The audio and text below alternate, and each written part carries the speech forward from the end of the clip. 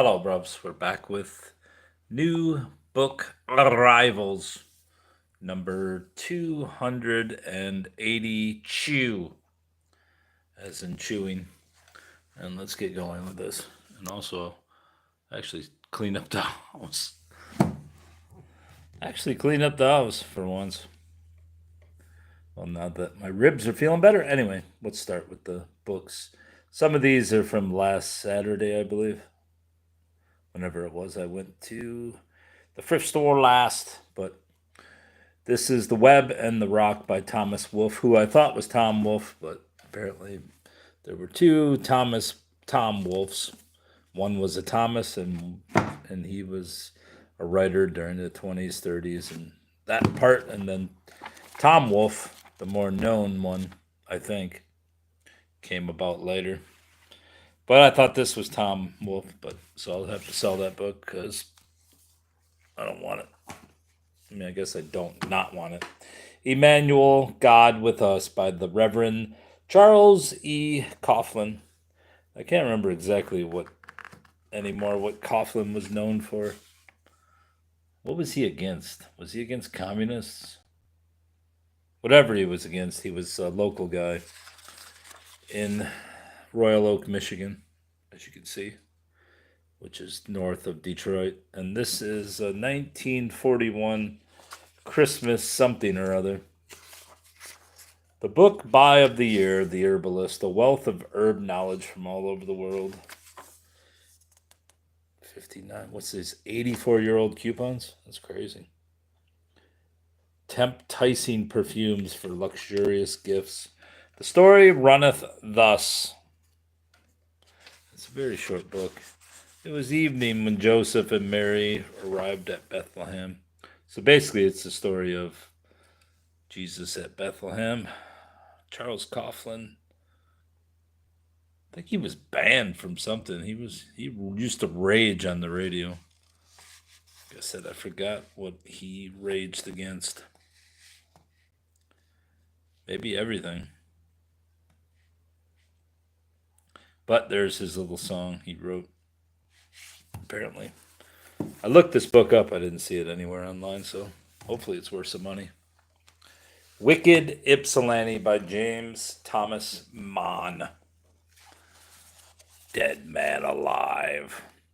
Of course, if you follow the channel, you know of Allie McCullough, who was from Ypsilanti, but I doubt there's anything about her in here. Pull back the curtain on the wicked past of Ypsilanti, Michigan. What's up, bruv? What do you got? You're going to summon Sans, or is that Satan? The fuck is Sans? Sans is without. You've already summoned without because just by existing. The Quirk House. I will harvest and turn you into Wendy's chili. That sounds good, honestly. Chili. I mean, Wendy's chilies.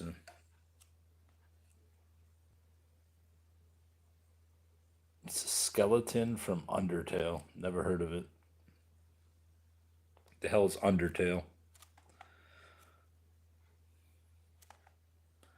Smoking scandal at the normal. 1912. 12. It's a famous game. What's a video game? Milo Gage. Anyway, there's Wicked Ypsilanti. You can imagine it's just wickedness. Madame Bovary's Ovaries, a Darwinian look at literature. Imagine if you had a bro who was a leopard. Or another bro who was a fucking monkey. And then this chick looks like some kind of parrot.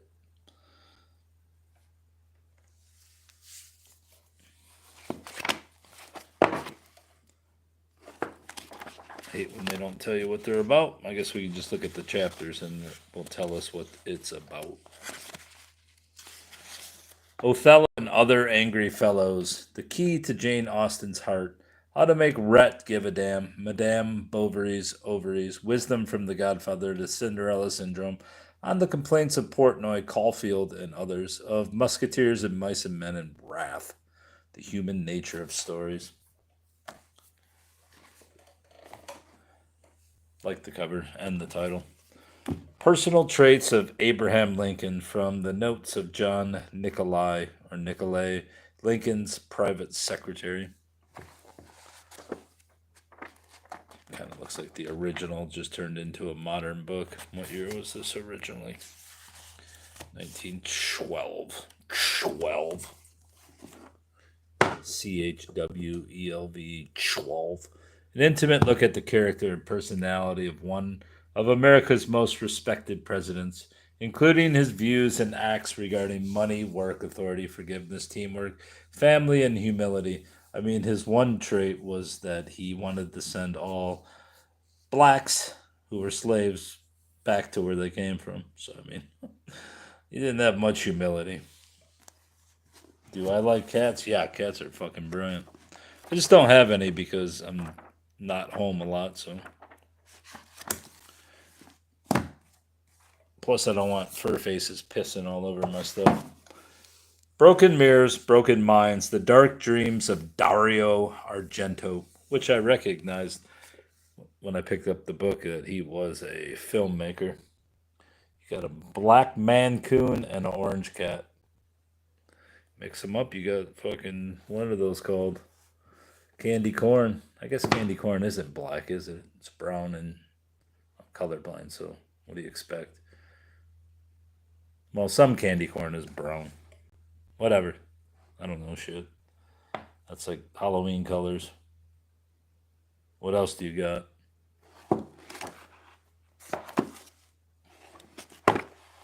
Le Cinq Jeanot. Cat o' Nine Tails. What is that? There's a cat right there for you. What is it? Cat o' Nine Tails. That's kind of a cool poster, except for the weird rooster tail.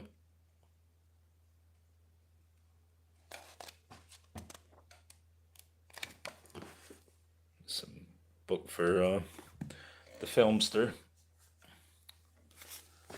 Secrets from the Grave. The truth about a shocking crime of passion lay buried in a coffin for 20 years until an exhumed body revealed.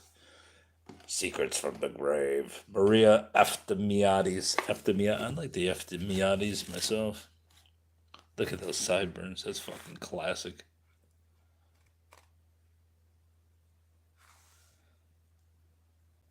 I should grow some sideburns.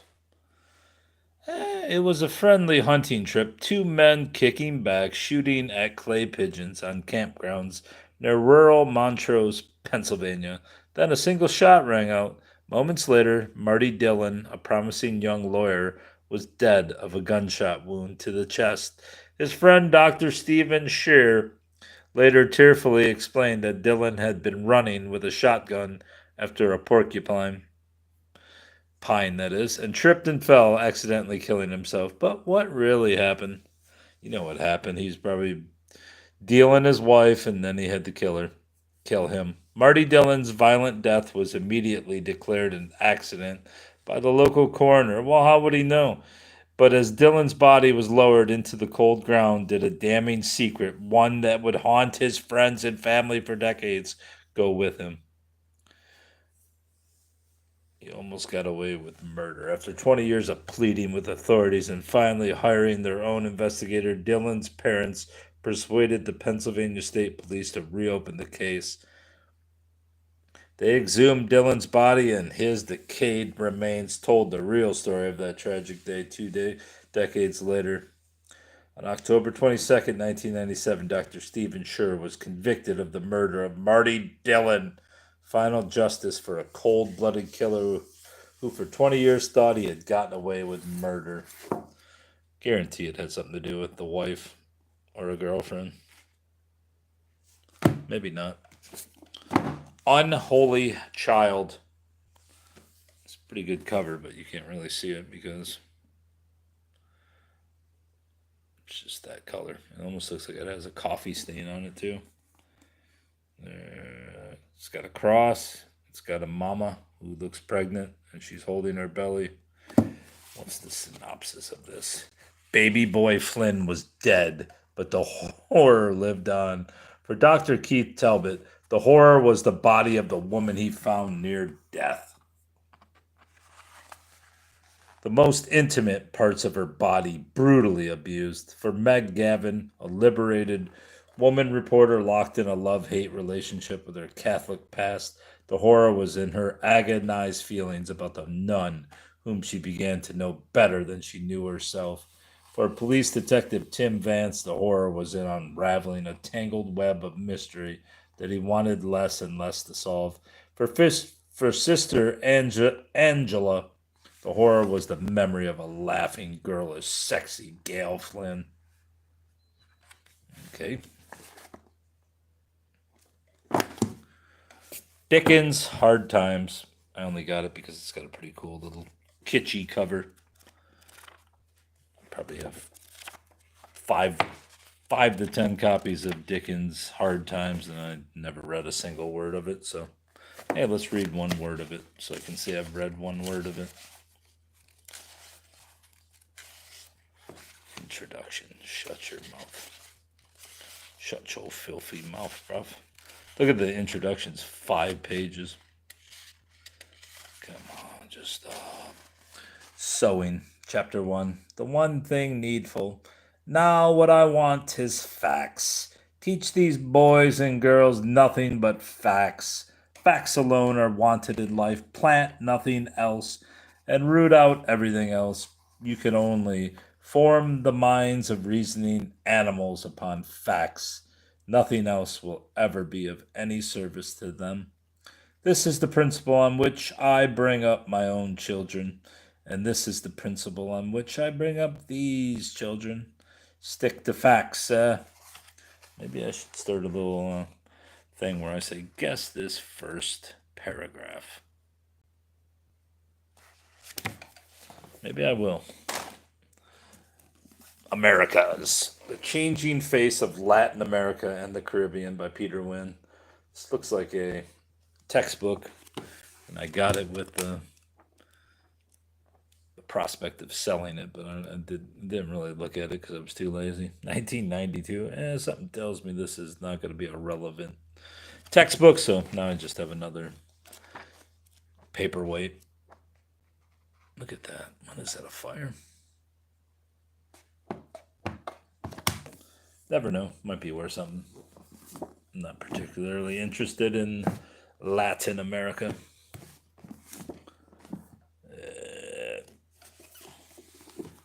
Thank you, buddy. Why do you got 2 names? Or did you just change your icon? Are you 5 years old? Most people who follow me are like 7 years old, and then they expect me to follow them back, which, I mean, it's creepy as hell if I do follow them back, so I always have to check. I'll follow anybody back who's 18 or older, but other than that, it kind of makes me look like a creeper.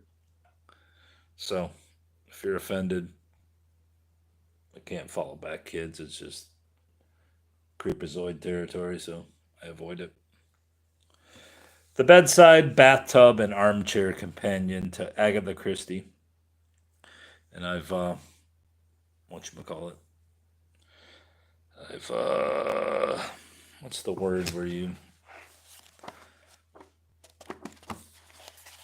force yourself to do something? Anyway, I've done that. I've stated that I'm going to read something either about Agatha Christie or something by Agatha Christie, just to do it, but maybe I'll just read this. That seems pointless. How many books did she write? Anyway, I got a guidebook to Agatha Christie.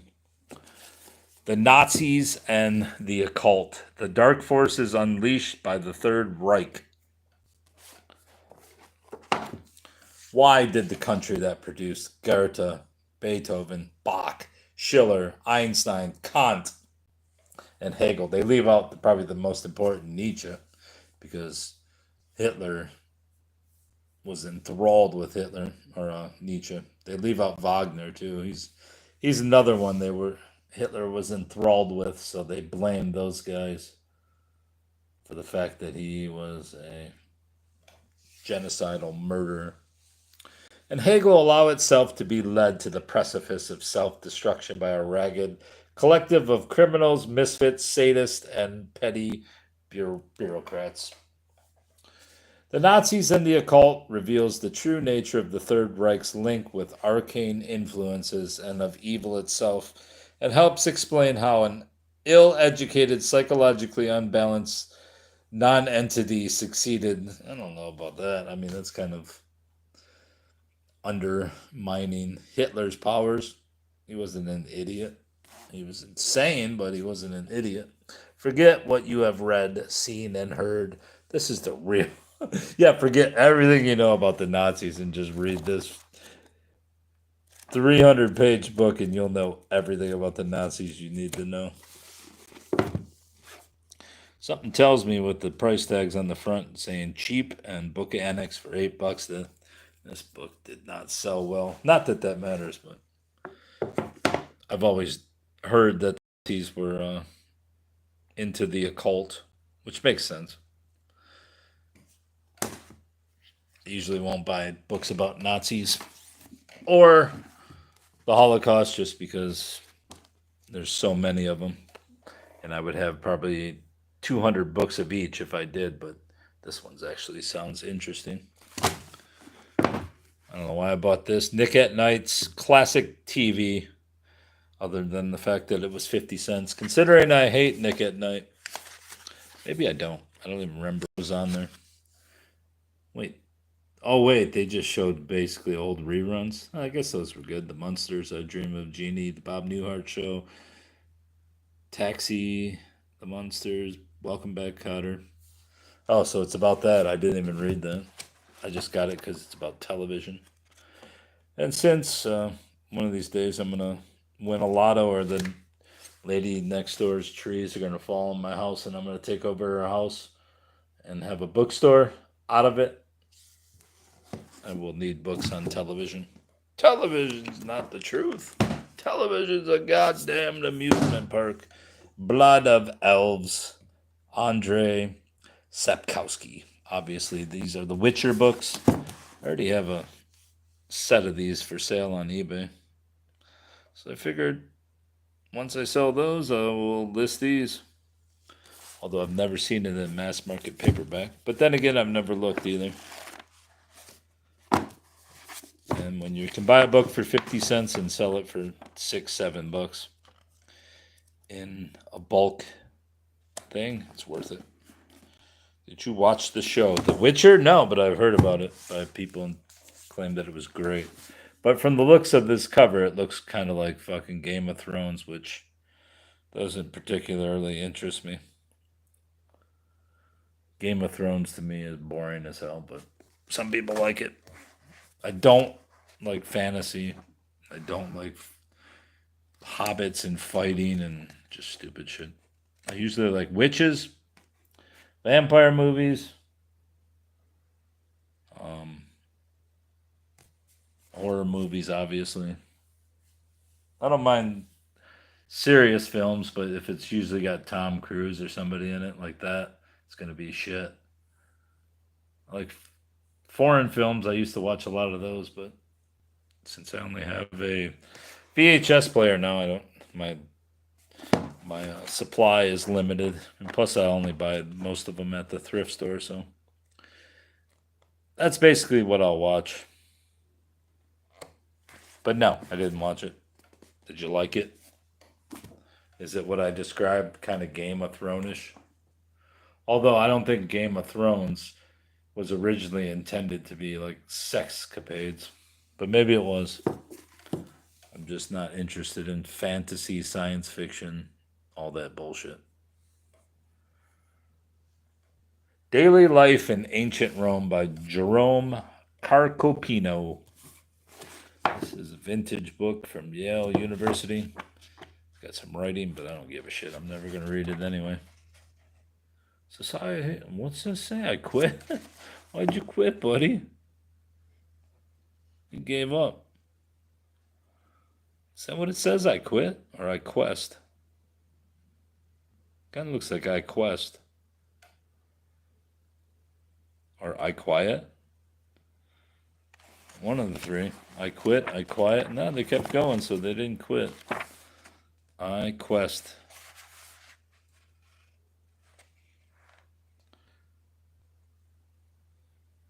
Yeah, a lot of people claim that it's women that say they like it, so my guess is if women like it, it's more geared towards fantasy. Does that say quest? I mean, what the hell does that mean? I quest what? Marriage, woman, and the family? Oh, that's question. I question, two question. Wait, maybe it just means question. The other one. One question. Maybe that's what it means. I just thought of it. I have a quest, and that's it. Don't know. Murder on the Home Front. A true story of morgues, murderers, and mysteries during the London Blitz. Should have gave this to my mother when I saw her today, but she still has boxes and boxes of true crime shit that I give her. It's all she reads about and then tells me about people getting beheaded and their heads rolling and what the fuck are you talking about? Yeah, she always telling me about people getting murdered. I'm like, all right, that's what you like. That's what you like. The year was 1941. While World War II raged in the skies above London, an unending battle against violence, murder, and the criminal underworld was being fought on the streets below when forensic pathologist Dr. Keith Simpson asked Molly Lefebvre, is that supposed to be Lefebvre? Lefebvre, a keen young journalist, to be his secretary. He was banging her. Her family and friends were aghast. You've a nasty, morbid, unfeminine streak in you, I'm afraid, a boyfriend wrote to her. But Molly was intrigued to know exactly what goes on inside a mortuary, and in doing so, she became the first secretary ever to set foot in one. Ever? I don't know about that. Capable and curious, Miss Molly quickly became indispensable to Dr. Simpson as he meticulously pursued the truth, accompanying him from somber morgues to London's most gruesome crime scenes. She observed and assisted as he uncovered the secrets that murder victims keep and the tales that all corpses tell. With a sharp sense of humor and a rebellious spirit, Lefebvre paints a vivid portrait of wartime London as she relates a fast paced story of crime and punishment. Right, you questioned. Did you see the one with the baseball game where the guy's at the Padre game and the girl's looking at him and he's just like, "Don't talk to me, biatch." And she's really hot and he looks like a chumbawamba. People were saying that she was caught texting some dude, so that's why he was pissed. But he's like right behind home plate, and they kept panning in on him, and they both look miserable. But someone said those are like $2,000 seats behind the plate. If you haven't seen it, go look at it. I just saw it tonight. She's very good looking, and he's not particularly fucking fetching. So my guess is she obviously cheated. The Essential Schopenhauer, key selections from The World as Will and Representation and Other Writings, edited by Wolfgang Schirmacher. I think we all know who Schopenhauer is, and we all know who Nietzsche is, but we keep buying them. A new comprehensive English anthology. What is the meaning of life? How should I live? Is there any purpose to the universe? Generations have turned to the great German philosopher Arthur Schopenhauer for answers to such essential questions of existence.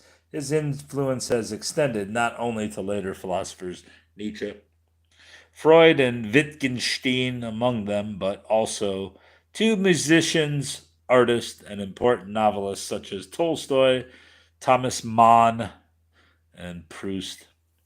The Essential Schopenhauer, the most comprehensive English anthology now available of this seminal thinker's writings, will open English Readers to Schopenhauer's profound ideas, selected by Wolfgang Schirmacher, president of the International Schopenhauer Association.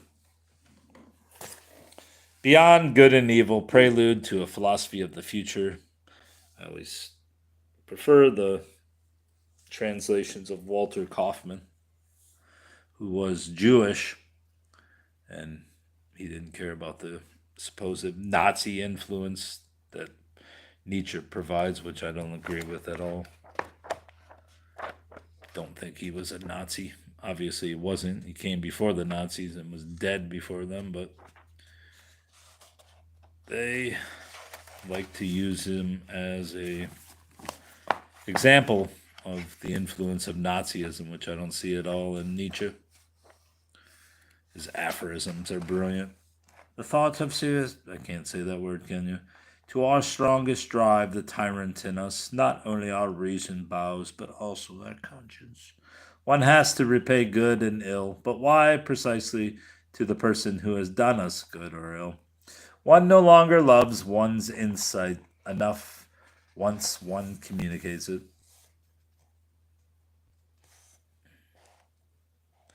Whatever is done, see, this is what he means beyond good and evil. Whatever is done from love always occurs beyond good and evil. Madness is rare in individuals, but in groups, parties, nations. That's like I'm from Georgia. Nations and ages. It is the rule. Let's see if there's any other ones. Whoever fights monsters, there's that old famous one. When a woman has scholarly inclinations, there is usually something wrong with her sexually. This is not untrue. Sterility itself disposes one toward a certain masculinity of taste. For man is, if I may say so, the sterile animal. I agree with this statement very much. The chastest words I have heard, dans le veritable amour. It translates, in true love, it is the soul that envelops the body. Whoever does not know how to find a way to his idea lives more frivolously and impudently than the man without an idea. It's true. One seeks a midwife for his thoughts, another someone whom he can help. Origin of a good conversation.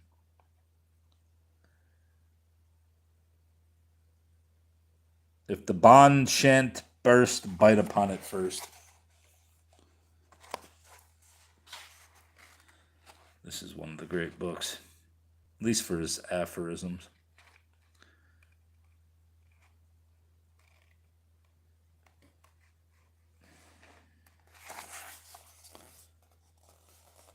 A people is a detour of nature to get to 6 or 7 great men, yes, and then to get around them.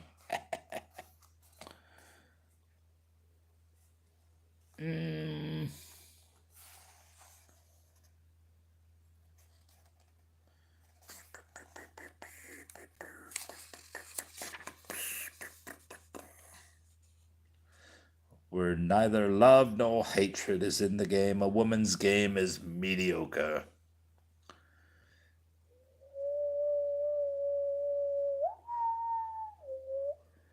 The lawyer.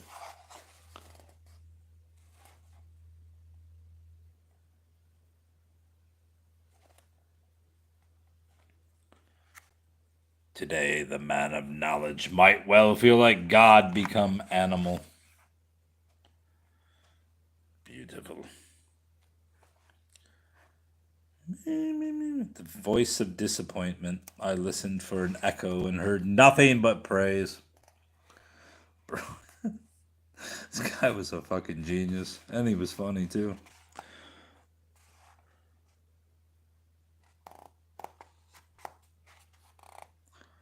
If one tethers one's heart severely and imprisons it, one can give one's spirit many liberties.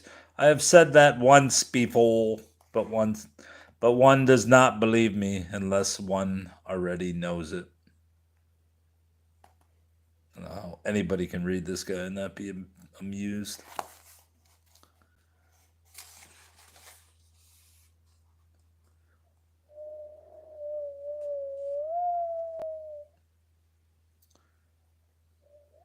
Under peaceful conditions, a warlike man sets upon himself.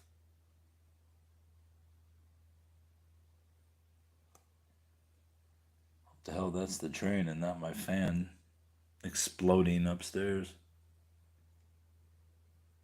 Oh, there's a big bug caught in it. I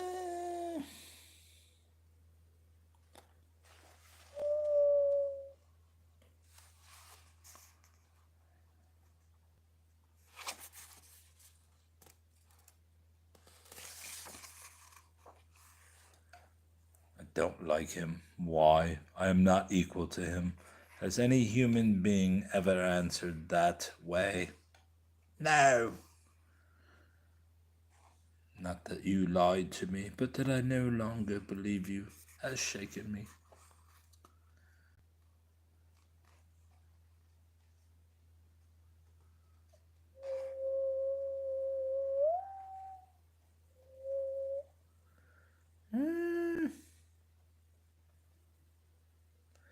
You utilitarians, you too love everything useful only as a vehicle for your inclinations. You too really find the noise of its wheels insufferable.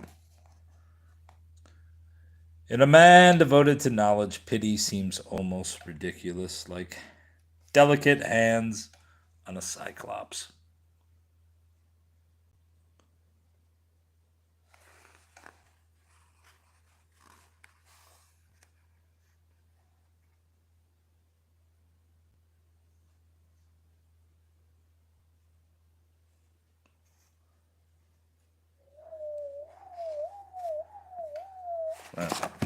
We done with that.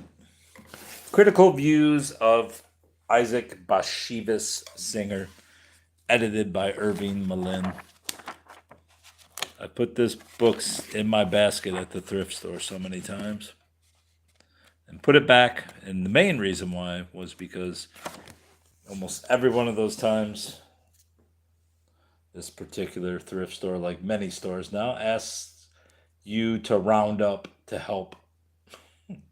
So if I'm going to round up, I always pick a uneven amount of books, so that way I end up at, say, 10 books is $5, so I would go 11 books, and it's $5.50 plus state tax of 6% times 30 is $5.80. So then I only give them 20 cents. If I'm gonna round that fucker up, I'm rounding it up from 50 on. But that theory only goes so far until you get to about 17 books, I think it is. What's that? 850? I think it's 13 or 15 where it becomes a problem. 15 is 750 plus 42 cents for tax plus there's I think 15 is the last you can do it. Once you go to 17, then you fuck yourself over and go to 850 times 48. Yeah, then you go to like $9.01, and then you have to give them like a 90-cent tip or upgrade. Yeah, I have it. I mean, I haven't read it. I've sold it about 25 times on eBay and other sites, but women in power positions. So, anyways, I have a bunch of his books. I've never read them, but I plan to if I live to about 318 years old. Sometimes madness is wisdom. Zelda and Scott Fitzgerald. She seems insane just looking at her. And he seems like this fucking bitch is crazy. I don't really know much about her, but she doesn't look mentally well there at all. And I know she went to insane asylums. She does look insane. A library of books has been published about the legendary Fitzgeralds, whose lives were filled with epic drama and tragedy. But Kendall Taylor proves that the best account of Zelda Sayre Fitzgerald, smart, beautiful, and ambitious. I don't know about beautiful, she's okay. Was still waiting to be written. No other portrait is as richly detailed, as psychologically nuanced, as powerful and disturbing. Moving beyond the last of the flappers' cliches, sometimes madness is wisdom, threw me into Zelda's world, where I could not help marveling, gasping, and shuddering. This is a heart-rending biography that had me glued to the pages. Marion Mead. Oh, we got a bow tie here.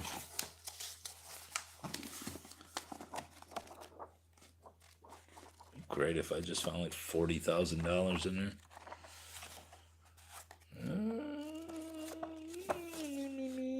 I mean, Bill. What's his name? Bill. The fuck was his name? Bill. Suddenly forgot now. Bill. Why can't I think of Bill's name? Bill Cooper was killed by the feds, but I mean, it was almost inevitable it was going to happen because he just fucking. I mean, he had him chasing him around for years, and then he knew it was coming, and he just kept on going on radio stations and stuff. This is before anybody else. And then they eventually got him, and then some people blame Alex Jones, and I believe Cooper hated Alex Jones, but I mean, goddamn, Cooper was insane. But he was right; they were going to get him, and they did.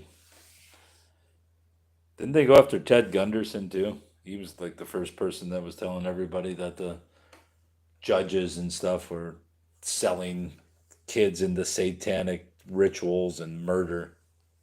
And no one listened to him either, but then they chased his ass. Lastly, we have Telegram, Memories of the Years Behind Me. Remind me the days of our years behind me when you and I were together. D.P. Graham. Or is it, why does he put D.P. when his name was P.D.? Unless it wasn't P.D. It was P.D., but he signed his own name wrong. He put D.P. Graham. That's fucking odd. Hey, I signed my own book wrong. Pearl Dewey Graham was born on November 10th, 1898, in Madison County, Ohio.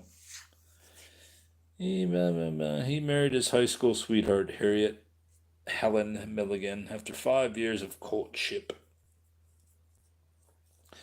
One of the communities to which he was assigned was Wayne, Michigan, which is great for me. Mr. Graham helped to develop the area of Wayne known as Norwayne. It's now a complete shithole, but this area of housing was built during World War II and served as housing for the families who worked in the Willow Run bomber plant in Ypsilanti. After the war, he was asked to stay and help the community to prosper. It was during this time that he was appointed as assistant superintendent of schools.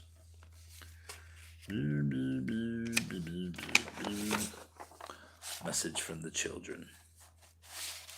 I am pleased to have been invited to have a part in your birthday party. This is a day to remember, bruvs. Obviously a local book. P.D. Graham. Or as he wrote, D.P. Graham.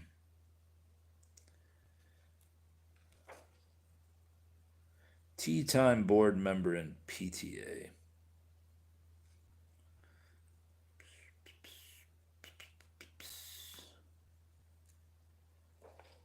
Superintendency.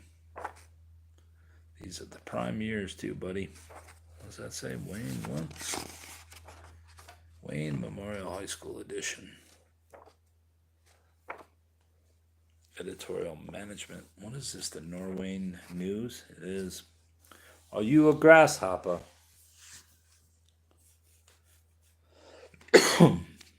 Norwayne News Dance, previously announced for May 4th, will be postponed until June 1st. The annual Spring Frolic.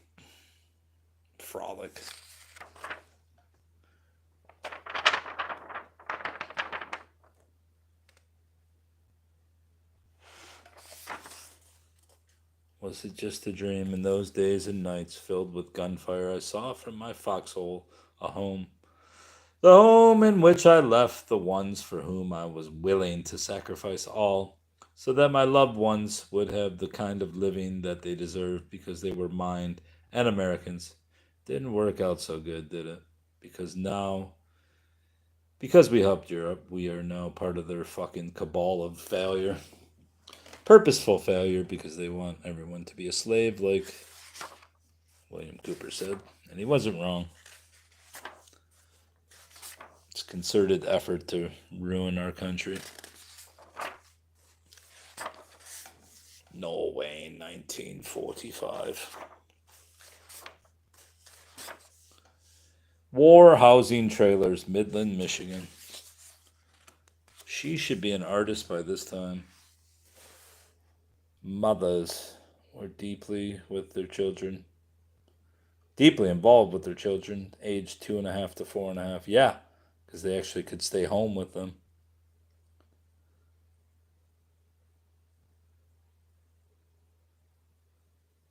John Adams High School girls also participated on an assigned basis.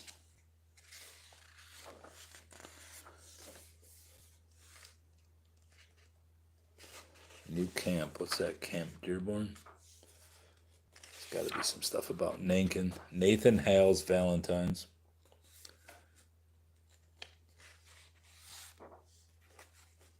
Nathan Hale Junior High School.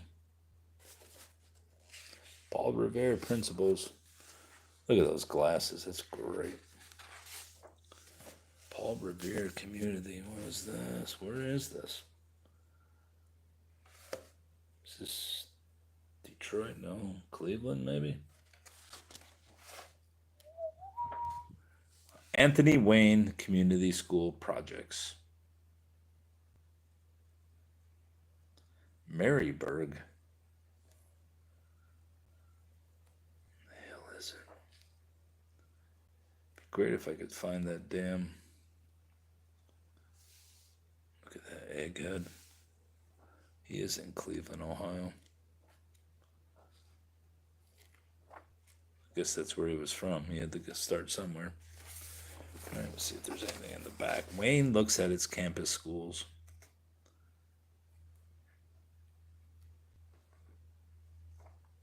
Season's greetings. Holy shit. This must have been stuff that he kept for years.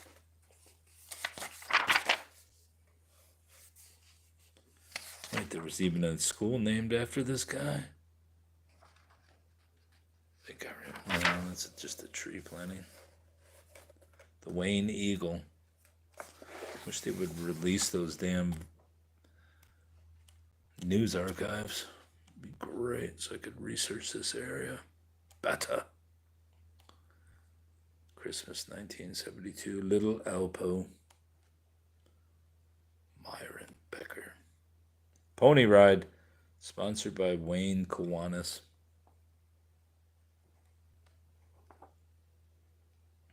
It's time to take off.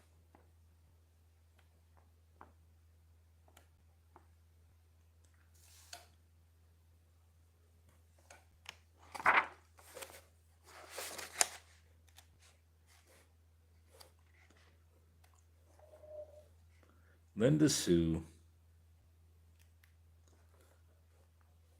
Gladys Bauer, Helen Graham, P.D. Graham, Marion Morse. There he is. Whoever he is. I wonder if they got any odd fellows in here. Hope so. Field service test truck.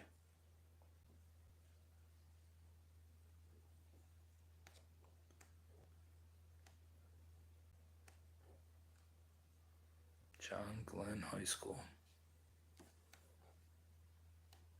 The bids are coming in.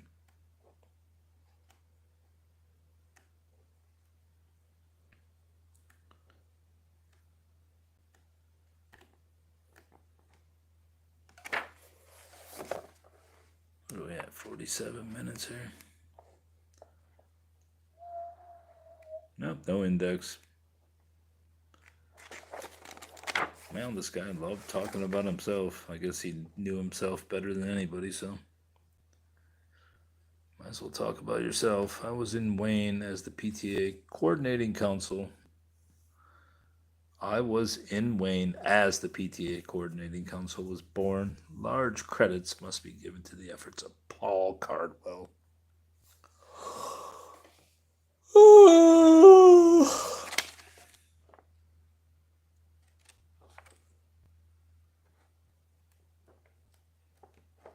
All right, that's it.